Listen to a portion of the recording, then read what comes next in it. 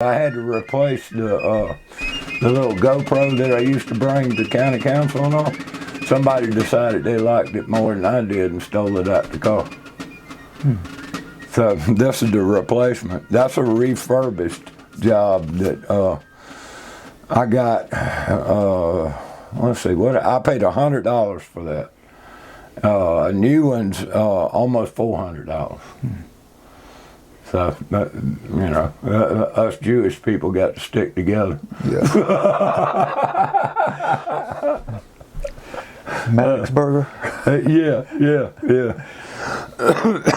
I went over to the State House one time, way back when they were having flag issues, and I made a kippah out of a helmet liner. I just cut the top of it out and put some tape on it. Both sides were sticky, so it would stick to my head. Put on a little black jacket and pretended to be a Jew in favor of our flag. Right. And a friend of mine came along and he didn't recognize me. He thought I was a Jew.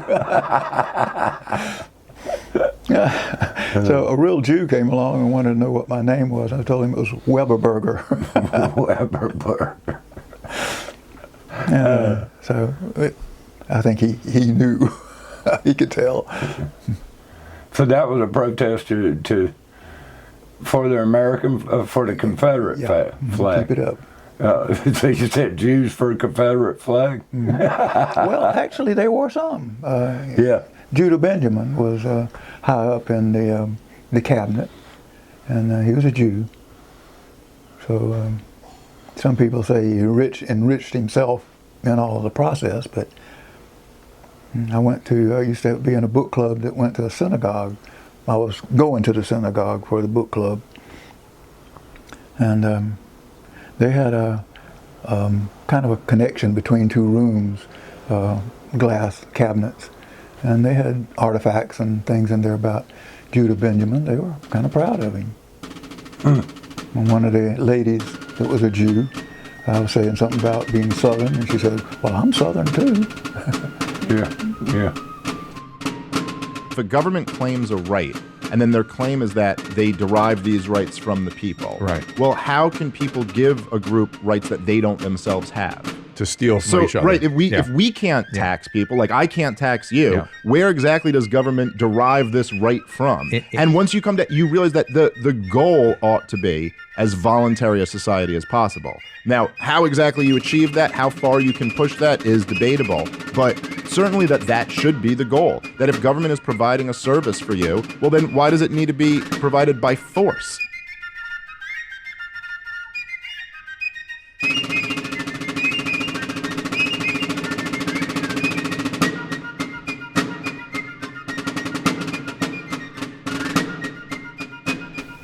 So yesterday, when me and Ben Blair, Ben Blair, he's got a head full of history. He's been a college professor, and he can translate several languages. Problem with Ben is once you get him started, it's hard to get him stopped. And he'll end up telling you what Cleopatra's cat's name or something like that, something really. But I was thinking about you and him. You might could do something with him, but you'd have to have the time set and giving him clues about down to 5 minutes now, Ben, 4 minutes, 3 minutes. You know? Because he would just keep on and on and on. Yeah, because history never ends. Yeah, but he's really good. He really is on his history. Southern history, American history, foreign history, all kinds of stuff. So he's just a master of history, history bug. Yeah, it's interesting how some people have different gifts for whatever it might be. And he found that little niche. Some people don't ever find their niche. They're just fumbling around looking, or they're miserable in what they're doing to begin with. Well, you see him around town, kind of shuffling along, looking down usually, wearing a suit and tie. He's bald-headed mostly, but he's wearing a hat now. Because he's thinking, as he's walking, he's thinking about something. Right. So, if you'd like, I'll bring him around sometime. Yeah. He was in a wreck years ago down in Charleston.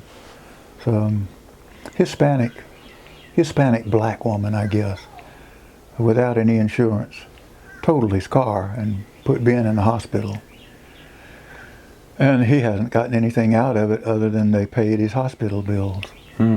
They should have. The lawyers are eating it up. Yeah.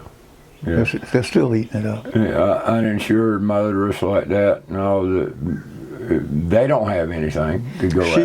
She did. She owned houses and things. Probably came over here from somewhere and didn't have much of anything except what the government gave her. And she built on it. So she owned several things and they put a lien on some of it. Right.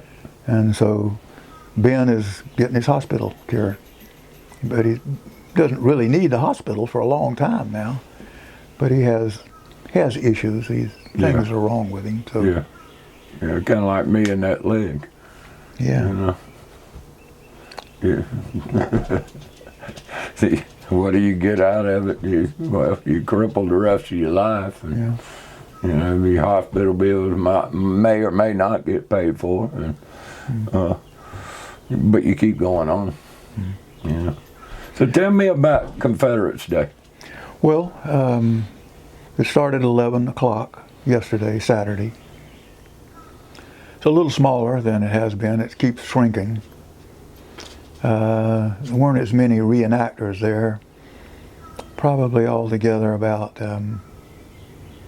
30, but they had been maybe 130 or something. Yeah, I remember going to it a number of years ago at your invitation, and there was a decent amount of people marching down the road. Yeah, they used to have a march up to the Capitol. They don't do that anymore.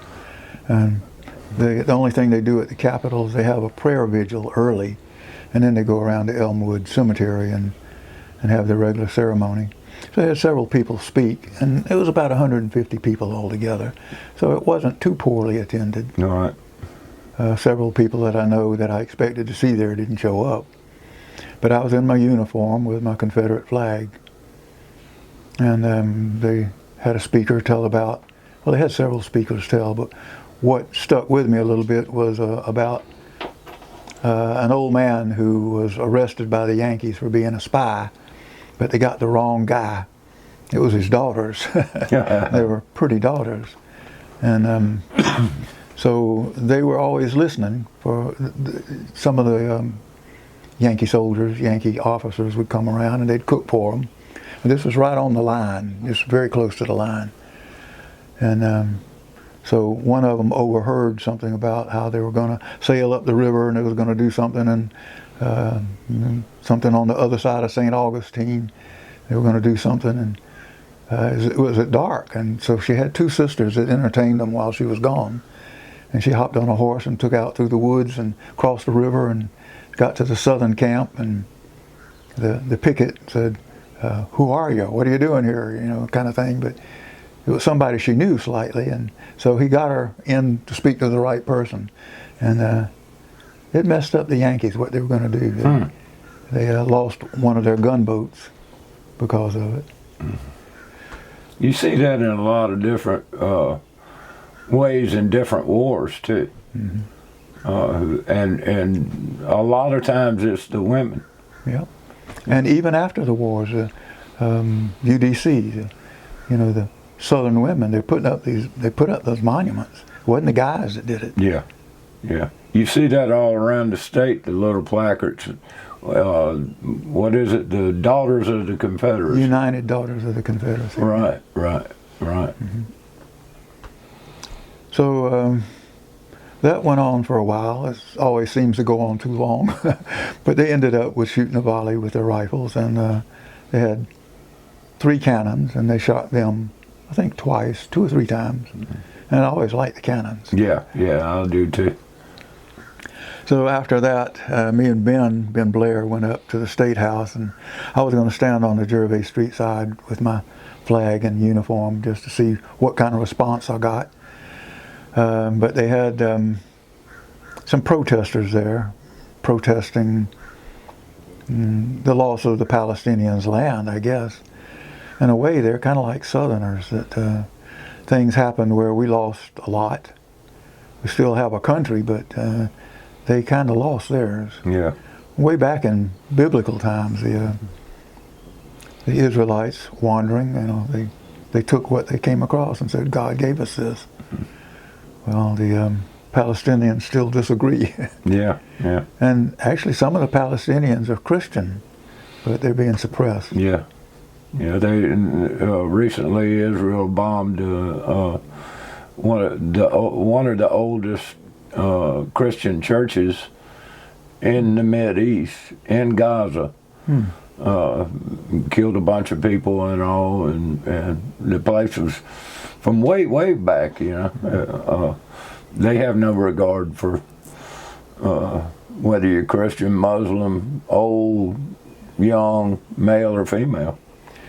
Well, of course, the Israelites wandering in the desert, coming across cities and other people, and some occasions they said, we'll kill them all. Even the dogs and cats, everything. So they've been brutal. Both sides have been really brutal. So we walked up to this pop-up tent right on Gervais Street, and I could see kind of what was going on. Gervais, right in front of the state capitol building. Yep. And Maine hits right into it, Yep. where the big Christmas tree is every year. Yeah, right there. And because that's where I wanted to stand with my flag. And the abortion guy used to stand up there all the time. The anti-abortion guy. I've seen one there. Yeah. I've been there with other signs. Tom, you've always been like the protester, sign, costume. Here in Camden, down at the State House, it just amazes me the different ways that you have of communicating an idea to the general public. Yeah. Well, I'm not giving up. Not at all. I was set back a little bit by my shingles, but I'm pretty well over it. Yeah, yeah. But Ben Blair went over to talk to the people. A cop that was there wouldn't let me anywhere close to him. But I told him I kind of agree with him, I think. But Ben talked to some of them, and I went on down Gervais to Assembly Street, and like I was telling you, it was pretty good. It was about a 2-to-1, or maybe a little bit higher, favorable to what I was doing. White guy coming across the street, young fella, we bumped knuckles, and several people in cars rolled the window down to give him thumbs up. All right. And some beeps that were not, you can tell the difference between a good beep and a bad beep, and all I got was good beeps. But I did get 2 or 3 middle fingers, and but not near as much as I had in years gone by when the university was in session. It was out of session during COVID, and the people that came by were kind of kind to me. But when the university crowd came back, they gave me a lot of middle fingers. Huh. But this time it was different. It was some young people that were supportive. I figure they're getting tired of this wokeism. Yeah. Some of them, anyway. Yeah, it seems to be cracking on the edges. This idea that you have to be accepting of every kind of gender fluidity and just Marxist ideas and socialism and all that, and they're seeing like the student loan thing. They're seeing through it and seeing how government has inflated everything to the point that a college education now you have to borrow from a government guaranteed loan of $500,000 to get some kind of real degree. That doesn't mean that much. The real degrees are, I know somebody got a degree in music, and they can get one in history, and you get one in all kind of things. Yeah. That don't really warrant the investment. I should have gone to a trade school. I went 2 years at USC. Glad for all the education I got. But I dropped out and got drafted, and that was better. Went to Vietnam, and that was better. Oh, God. It really was. So, when were you in Vietnam? I was there from August 67 to August 68. Okay. I was there for 10. My dad was there from 68 to 69 at Fan Ring. He was Air Force. You were a grunt, weren't you? Well, I was infantry, but didn't actually get in the field, but very little, just very little. Right. Had a talent for radio repair. Had a good course at AC Flora. It was a new school, and Sputnik had just gone up. They were pushing math and science, and that was kind of my thing. So electronics course was really good. It was hard with a lot of math, but I had an A+ at the end of the year. And so I went on to USC, chemical engineering, but I guess you could say, kind of burned out. Waited too long, and I had too much extraneous stuff. I shouldn't have taken advanced German. I got through it. Shouldn't have taken philosophy, but I still guess I benefited from it. Shouldn't have taken English. I mean, I've been taking English all these years. So I went back after Vietnam on the GI Bill and went to a lady who brought up my records and said, "Oh, you'll have to take English again." So I said, "The hell with that," and walked away. But she was telling me that, back in the days, there's a lot of protests going on, you know, the war and all. Right. That a Coke bottle doesn't make a good Molotov cocktail. You need to use a beer bottle. Oh. She was telling me that. That's interesting. Anyway, I probably should have gone on and got more education. But I'm glad for what I got. And it came in handy in Vietnam. So I got to work on radios. I never even looked at a radio, Jeep-mounted radio. So at Fort Benning, I got in a flying club for one thing. Thought I'd like to fly for the Army, but they like to get somebody who didn't know how to fly and teach them from the beginning. Anyway, they needed somebody to fix big old heavy amplifiers, old World War II equipment, had tubes in it. And so I worked in the shop part of the time. Part of the time before that I'd been a driver. You've seen MASH before, yeah. The movie. They had these Jeeps with the part that came over the top. Right, right. So I drove one of those with loaded with electronics and pulling a generator, go out into the field at Fort Benning and set it up for teaching OCS. So I got to see some really interesting teaching. But they needed somebody in the shop to work on the amplifiers, and so they tried me, and I could do it. So they gave me what they call an MOS, temporary MOS, military occupational status, Right.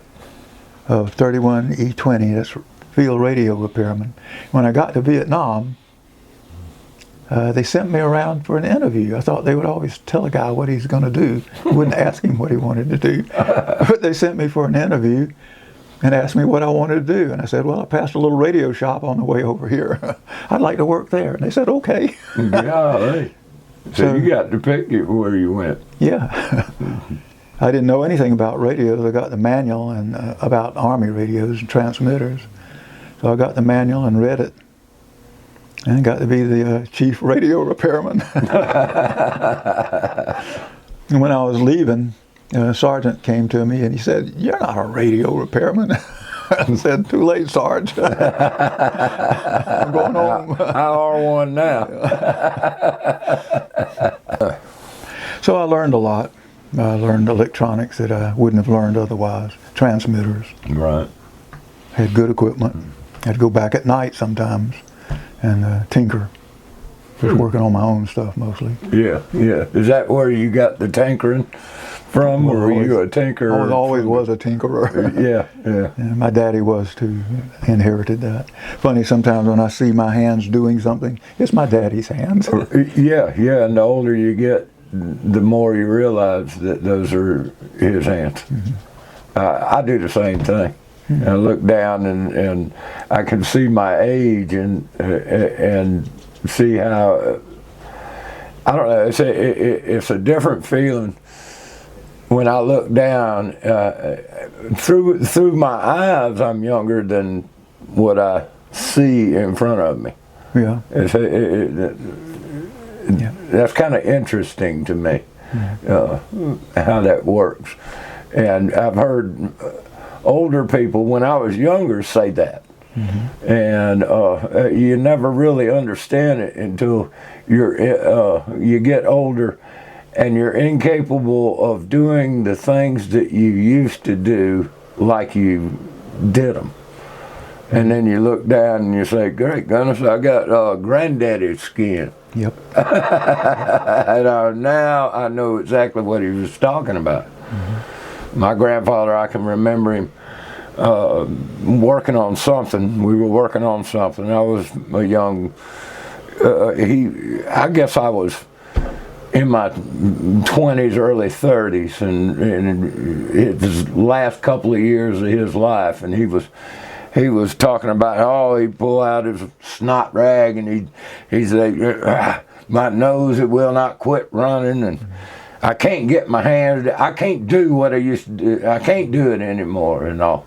And those last couple of years of his life, he said that so often. Mm-hmm. And now that I'm 64, which is not really old, but I see those things coming on. Mm-hmm. I can't do what I used to do. I can't get down on the floor anymore. My knees, somebody got to help me up. Mm-hmm. So it's interesting thinking about how that age creeps up on you. Well, I have a poem that relates to that. Oh, great, the poem. I love Tom's poems. Well, let's see if I got it here. Yeah, it's called, I have to have my glasses on. I don't see it. I had to get permanent glasses around age 50, and my grandfather was wiser than I, and he told me one time, he said, I'm going to tell you something, son. The Lord makes two things on a human body that continues to grow all their life. And I said, well, what is that, Granddaddy? He said, well, it's your ears and your nose.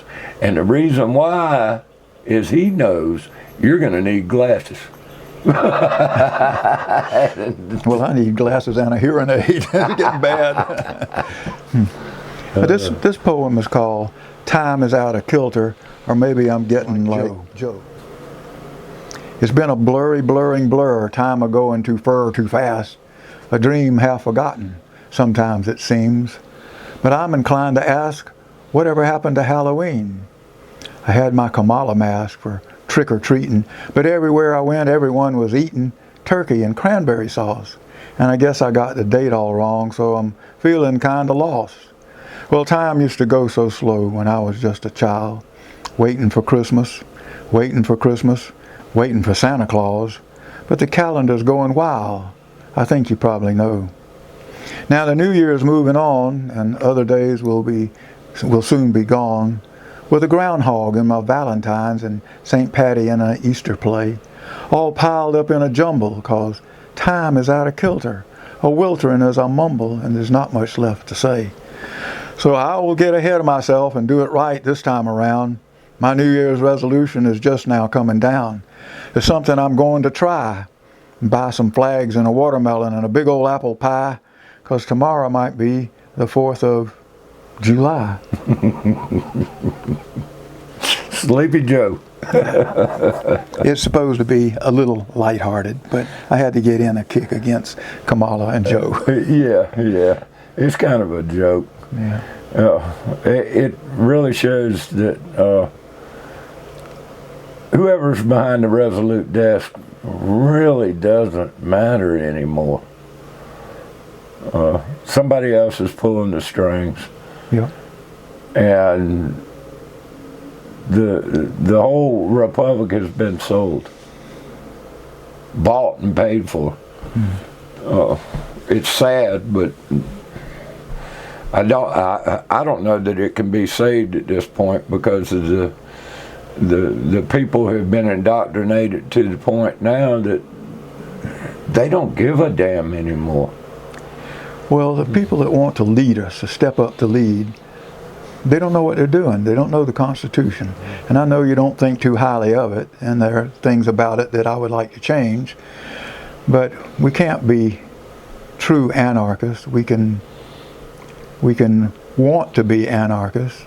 We can't truly be anarchists as really accepting a state of affairs like that, unless we're all angels. We got to have some regulations, but not too much. And I got a poem about that. Yeah, and we'll get to that one. Yeah. But yeah, this is always the debate that people get into when what is minimum government? And one of the things that well, we should be going that way rather than going the other way. That would be the kind of anarchy that I favor. Yeah. Because we'll never quite get there. We'll always be lacking. We'll need some regulation, but we should have less and less of it instead of more and more of it. Yeah, we're going the opposite way from minimum government or anarchy, and we're going toward maximum collectivism and totalitarianism, authoritarianism, and all the other isms that you don't like, communism and socialism, and ultimately those lead to democide, where the government kills their own. All of them lead to that eventually. The bigger they get, the more power they get. Even this government now kills American people. And the chains that were put on it, quote unquote, have not been able to hold it at all. And incrementally over 250 years now, it's just been eaten away, and the people dumbed down and given more manna from heaven, if you will, government being heaven, to the point now that they're addicted to it. Yeah. Well, I was thinking of singing a little ditty for the next council, because I'm still going to speak about the litter ordinance that really outlaws some things. It outlaws cans, so I'm going to turn in a can. I took my cans last time, but they had so much going on. I spoke about it and told them kind of what I was going to do, but I'll take my cans and go back home and see you next time. Yeah, I saw that. That was good.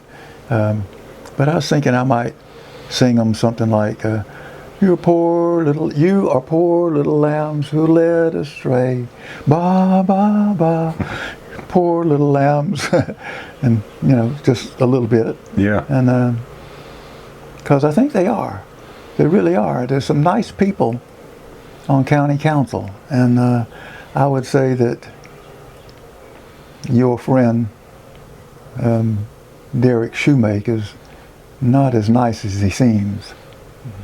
He's smart, he's got talent, but he's misused it, in my opinion, with this ordinance.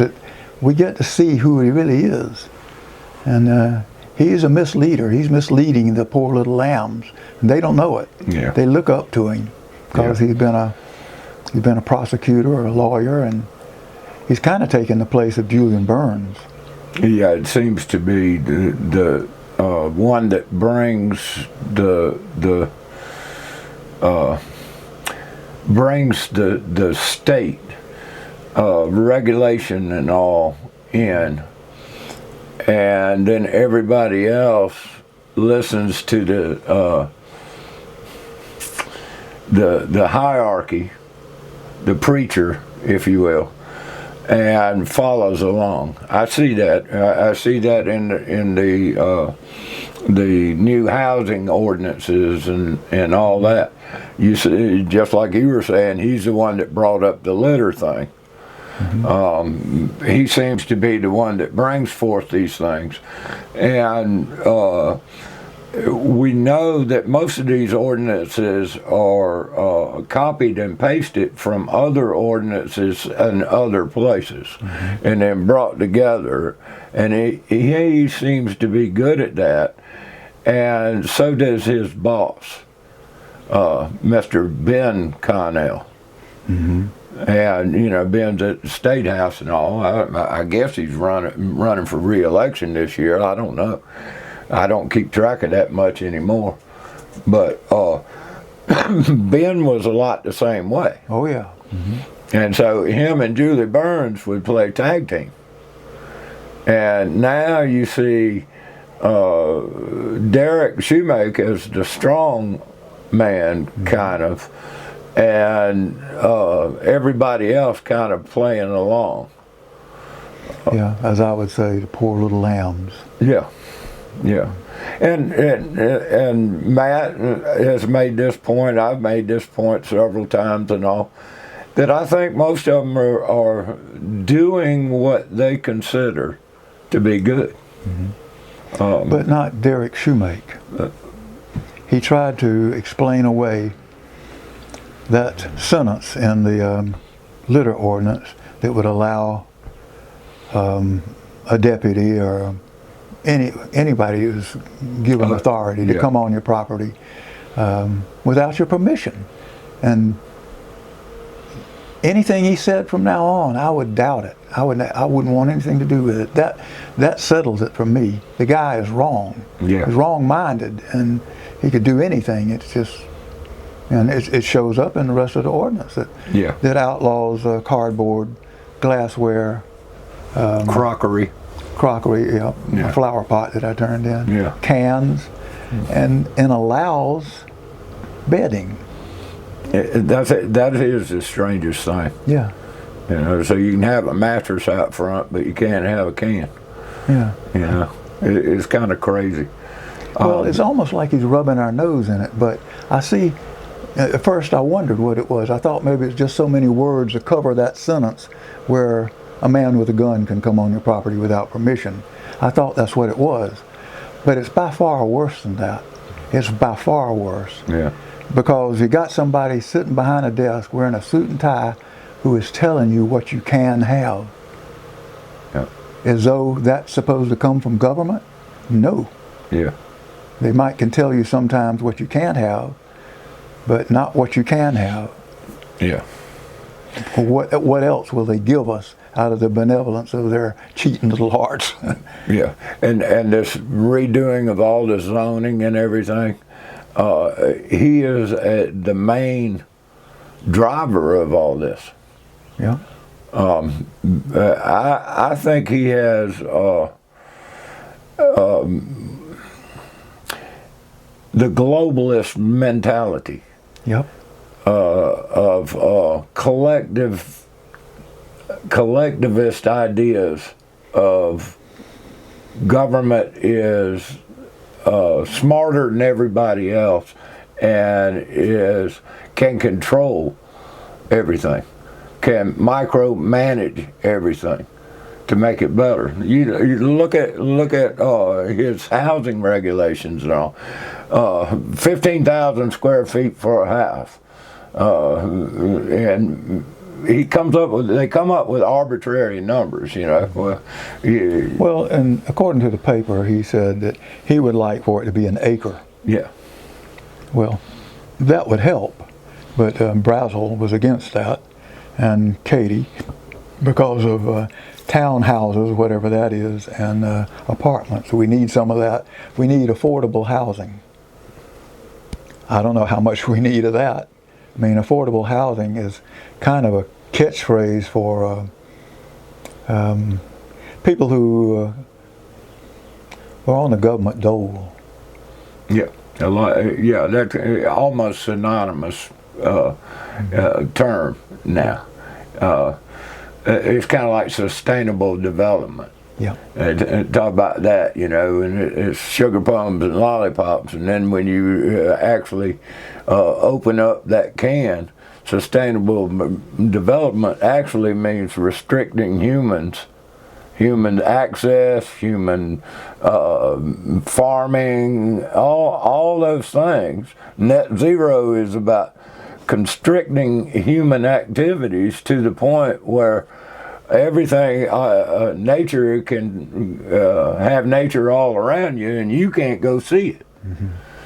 Well, I'm in the landowners organization, forest landowners, and we meet once every 3 months. And the last meeting was, I think it was Monday. And Laurie Funderburk, I think, arranged for our speaker. He's a young fella, and he wanted to talk about things like carbon dioxide as a pollutant. Mm. And he's showing us some graphs. He had a presentation showing us some graphs of you plant your trees, and when they get old, you know, mature, you harvest them. And you do this again and again. That's the graph. But he said we need another graph above that. You don't harvest quite all of them. You leave some there, and then you drop down and you plant and you leave some again.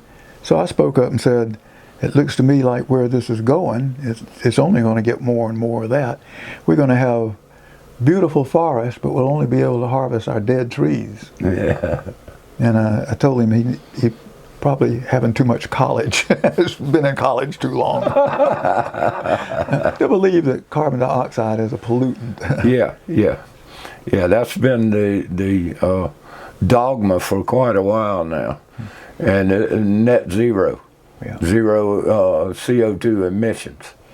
Well, there's a way to get around it to decrease CO2 if they're really intense about it, and that is wood.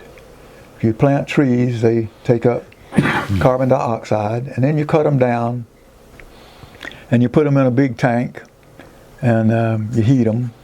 Actually, wood, you heat it to a certain temperature, and then it's exothermic. It goes through a reaction. It actually gives up heat, and it will decompose, leaving charcoal and giving off smoke. And the smoke can be used for fuel, but you got all the charcoal left. You can do whatever you want with that. And sequester it. You don't have to have it in underground tanks or anything. You just pile it up somewhere. You look at over the millions and millions of years and all, when CO2 levels were much, much, much higher than what it is now. You know, the planet was just overwhelmed with greenery and everything. You know, climate warming, climate cooling, climate change, yeah, it always does. Yep. And that's the great big boogeyman. They want you to fear, and then, like the Club of Rome put out, that in the end, after their little report and everything, climate disaster, in the very end, it is humanity itself that is the enemy. Yeah. And, of course, the Club of Rome is made up of a bunch of eugenicists anyway. And Bill Gates, Bill Gates is not going to back away from population control. No. And I think that that shoemake might be one of them. Come on. Yeah. There's several here in the Camden area, the Kershaw County area, that are like that, mainly environmentalists. They hide behind what a lot of people have coined now, the green mask. And when you pull that green mask off, it's red. And that's how a lot of people are suckered into this, because everybody wants clean water, everybody wants clean air, everybody wants clean food, Well, not really, not everybody. They like Taco Bell and all that kind of stuff. But some people want clean food. Well, some people want us to eat bugs. Yeah, easy bugs, he says. But let them eat bugs. Yeah.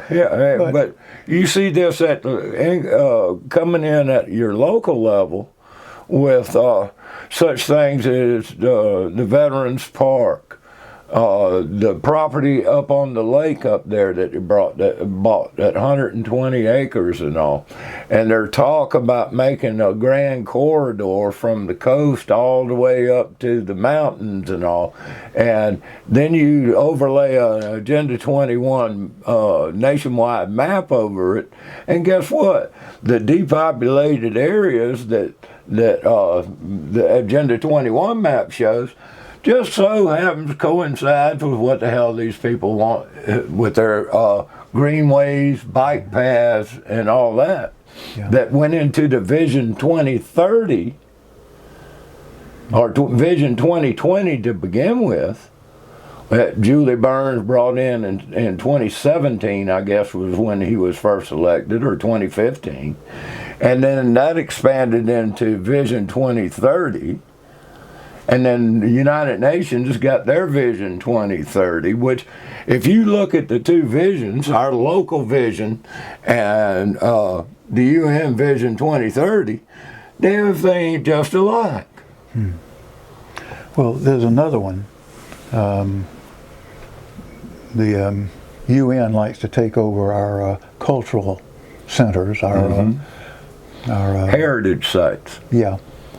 And so there's talk of, and see, Ralph Norman.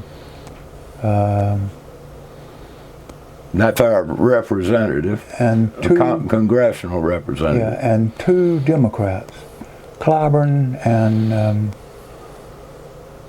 Thomas something or other. I can't remember his last name. That Rice, maybe. They met at Historic Camden, and they gave a little blurb, little thing for the newspaper. It's been a couple of years ago. They are pushing for connecting all of the heritage sites, the Revolutionary War parks, connecting them all from North Carolina through South Carolina, all the way down to the coast, and having a buffer zone 8 miles wide. 8 miles wide. 4 miles to either side of their path will be under some government control as to what you can have and what you can't.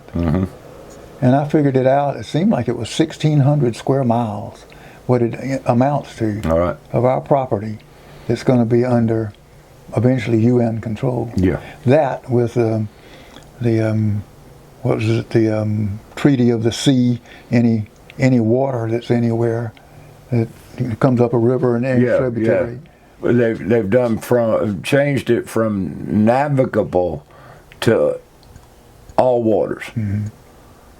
So you keep laying these things on top of each other, and the area that we can live in keeps shrinking. Yeah, and the same thing with all these zoning laws and everything.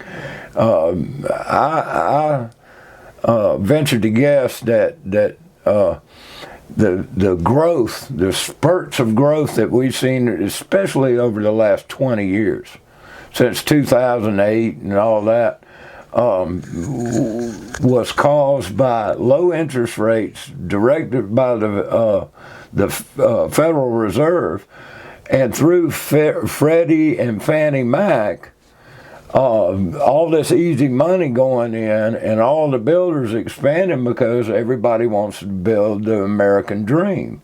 And so they naturally create the problem of overcrowding, and then get the reaction from the people saying, oh, we don't want all this and everything. And then here comes Derek Shoemake saying, you're right, I swear you're right, let's put this in. Well, and it's problem, reaction, solution, in order to get the solution that they already predetermined that they wanted. And so incrementally, they'll get one more regulation, and another regulation to where you'll have to mow your grass 3 times a week or break the law. Mm-hmm. Well, that's already come up. We had somebody come up from Orangeburg to tell us how our regulations should be here in Kershaw County. I kept referring to the young lady as comrade. Yeah. So but she loves Camden, is why she was here. Because I love Camden. But that the thing is that this stuff comes from the top and then trickles down through the system, and the grants and all the regulations and all lead people down the merry trail, lead the lambs to the slaughter. Just like what you were singing. Mm-hmm. Okay. Well, I agree with globalism and the New World Order a little bit. I think we can't have too many people. I think so. If you want to have, the more people you have, the more you're going to have pollution. You're going to have to tighten your belt a little bit. You get more people, you tighten your belt a little bit more. More people, you tighten it more. What are we going to put up with? If we didn't have immigration, if we didn't pay people to have babies, then our population wouldn't be growing. We'd be at a very manageable population level. So I'm in favor of population reduction, but not by killing off people, not at all. Just let's leave the people who have too many children, the Catholics, the Hispanics. Leave them in Mexico or wherever they're coming from. Let them have all the children they want. Just have them down there. Don't bring them up here. Our population is growing because of immigration. Oh yeah. Americans across the board, we're actually not reproducing at a replacement. Yeah. We're at like 1.4 or something like that. 1.4 kids. To me, it sounds real good.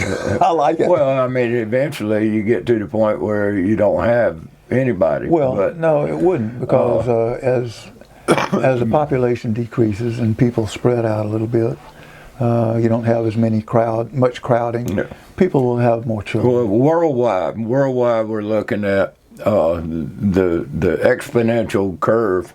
If you look at the trend over the last 20 years, it has already started to decline. So now we're in a population decline in general around the globe.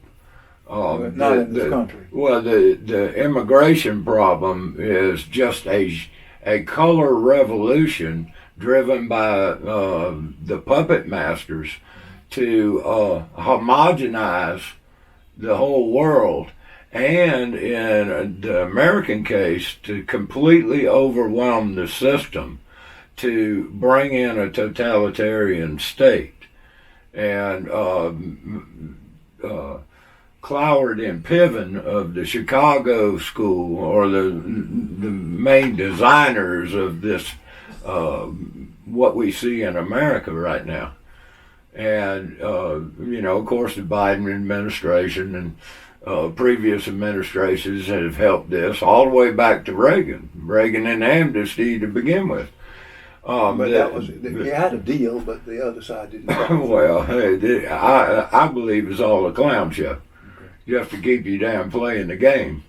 The plantation, the slaves of Slavelandia are playing which puppet do you want to choose, and they give you, and it has to be a fairly stark difference in the puppets. But when they get in, there might be a little tick this way and a tick that way, but in general, that machine's still going to grow and still going to beat you down. I visualize it as a Punch and Judy show. You know, you got the lion on one hand, and the other puppet is a tiger, and they get into some argument, but there's somebody behind it that's operating them both. Yeah, and it's the same thing. The same thing. Well, you mentioned regulations. Were you ready for another poem? Oh, yeah. The distant past remains in lessons passed along, evolving with the ancients in judging right from wrong. The wisdom of those times is written in our minds and stays a little raw, till it's copied down and found in books as the nature of the law. Though we all need a clue or two for keeping right and running true, nothing overdoes it all like regulations do. In much the way of weeds a regulation grows, choking out the laws we love with legal verse and prose. Too many rules are made by fools and people we can't trust, but all we usually do these days is cuss 'em in disgust. It would have been so natural once to tar and feather the whole bunch, but the law we love from up above tells us to be careful of emotions running wild. Us peasants couldn't rule ourselves, not for very long, without a constitution that's good and right and strong. It's our king, in written words, our founding fathers gave us, and a better moral master will never come to save us. So learn it, teach it, and preach it, especially the Bill of Rights, and we'll regulate the regulators till we turn out all their lights. Tom, that's a great one right there. I think that'll down. With that, I think then we'll wrap that up. Okay. I enjoyed it, Tom. Mm-hmm. As always. Well, I got one more. Oh, great goodness. One more. Yep. I told Tom that. This was written for the Irish month. You know, so it should be done with a little bit of Irish twang. Right. Well, I don't have any Irish. Well, I got some in me somewhere down the road. They tell me anyway, but I don't have an accent except for the country accent I got. Yeah. Well, I got somebody from Drumbo, County Down, in my ancestry. So it's in here. It's called Abraham. Abraham. Born in Drumbo, County Down, when I was very young, and being Irish through and through, the blarney played upon me tongue. And there was famine all over the place, and the English might have had a hand. Though the Irish can drink and fight for sure, the blight was in the land. So we booked a trip on a mighty ship, bound for New York Harbor, when the plans of mice and men alike go wrong before tomorrow. Me uncle had a pet, you see, as tame as Gilligan's wee little rooster, and nearly twice as mean. And they got their kicks playing silly tricks on Abraham, their very own devil, so to speak. For Abraham loved shenanigans too, a little too extreme, and like his Irish owner, he grew up tough and lean. Then Abraham, he knocked me over when I was 5 and he was 4, and rolled me all around to eat the buttons off me coat and wouldn't let me off the ground. Me daddy broke a shillelagh stick over that billy goat's head, and all it did was inflame his ire to give it back instead. Abraham stood on his 2 back feet, as tall as any man, and came down hard on daddy's leg and broke it like a banshee can. I thought I heard a leprechaun laugh at our family's grave misfortune, for our trip across the ocean was cancelled on the spot, and only me brothers Patty and Mickey went ahead with dreams to dream to get whatever they got. They died in Lincoln's War, and we never quite knew quite why, and Mama's tears never quite dried since her tearful last goodbye. Then Abraham didn't fare too well, to say the very least, and there was nothing else to do, so that's his head above the door, and we ate him in a stew. A sign proclaims it's Lincoln's head, with his presidential goatee and Satan's horns, and eyes that look out on the world, at the people he despises and the people that he scorns. And how I wish that Lincoln were dead instead of me brothers and all the others, arriving in America, not to shirk but just to work and be again well fed. Tom, you're quite a poet, my friend. I am so honored to know you. Well, thank you. We've known each other a pretty long time now. Yeah. All those years in the Tea Party and the 9/11 group, and over the years at County Council fighting tooth and nail against these people that want to take control of us. And, well, even if we lose, it's something for us. Something might turn up out of it all, and there'll be a place for some kind of leadership. We might be old and walking around on crutches, but we might be somebody who can tell people what's what. Yeah. We've been there, we've done that, we know about it. Yeah. Yeah, and that's kind of the way I look at it too, and people ask me why I do this kind of stuff and the videos and all, and I said, because I want to leave a record. I want to leave a record so that people can go back and they can see the progression of what was happening and what we did to try to stop it, to try to make people aware of it. And hopefully that'll guide somebody in the future. I often say it's not about me anymore. Mm-hmm. It's about my kids and their kids. Because, hell, I'm old, you're old, you know. We're not going to be around that much longer, but... Well, we could see a big change just any time. Yeah. With Russia fighting in Ukraine against NATO, and the U.S. is NATO. Yeah. So I'm listening to shortwave programs that suggest that it's just around the corner, a war with Russia. Yeah. They'll turn everything loose. There won't be no limited nuclear exchange. It'll be all at once. Yeah, and that you see the Mideast, you see Ukraine, you see little conflicts picking on in Taiwan with the army people less than 15 miles away from China. The world's a scary place at this point. Yeah. And we're just here saying, you know, let's step back. Let's go back to original principles of limited government and maximum liberty. Mm-hmm. Can't do it. The so-and-sos won't let you. Yeah. They're making war on us. They have been for a while. Yeah. And it's getting more, it was smoldering for a long time. Now it's not smoldering so much anymore. It's coming to flame. But I don't think Putin wants war with the U.S. because he's afraid of China. He knows he's going to have to fight China someday. He will. China will take everything they can get. So Putin would like for the U.S. to side with Russia when that happens. And we need something left. I don't know. Maybe he'll win in the Ukraine, and we won't ever have a nuclear war. I don't know. Yeah. But I suspect he's looking out for our interests too, in a way, because he'll need us. Yeah. The geopolitical ebb and tide right now, you don't know which way it's going to go, and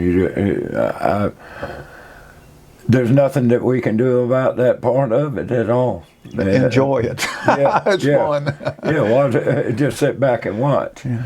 And I often joke that if a nuclear exchange starts and everything, I'm heading straight to Fort Jackson. And somebody said, well, why are you doing that? That's a target. I said, exactly. Okay. Well, you don't want to suffer.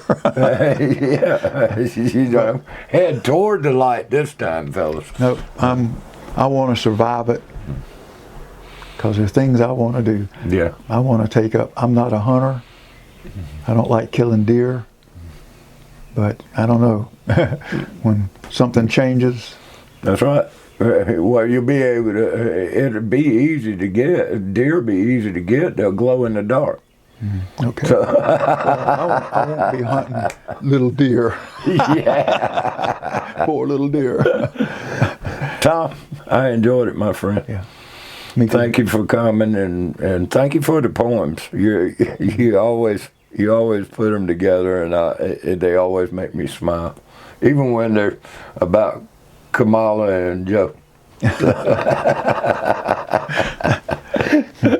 Well, we have a black woman in in the John Birch Society now.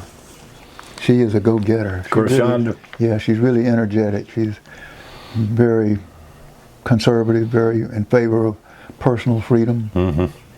She asked me at the last meeting how she could get to be my secretary, or the secretary for the John Birch Society. Right.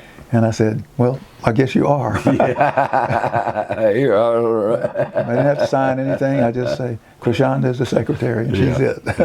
Yeah, I like Krishanda. She's a sweetheart. Well, she's chairing and teaching the Constitution as a solution. Mm-hmm. And I'm just the lowly projectionist, but I'm really getting a kick out of it. Krishanda's got so much energy. Yeah, she does. Yeah, she does. And it takes all types. Anybody that wants to get involved in any way, shape, or form, whatever talents you have, you can be used. You just have to make that choice. You have to make that first step. And ladies and gentlemen, there's plenty to do. Yep, there is. We need you. Yep. So, thanks, Tom. All right, good. If a government claims a right, and then their claim is that they derive these rights from the people. Right. Well, how can people give a group rights that they don't themselves have? To steal from each other. Right, if we can't tax people, like I can't tax you, where exactly does government derive this right from? And once you come to, you realize that the goal ought to be as voluntary a society as possible. Now, how exactly you achieve that, how far you can push that is debatable, but certainly that should be the goal. That if government is providing a service for you, well then why does it need to be provided by force?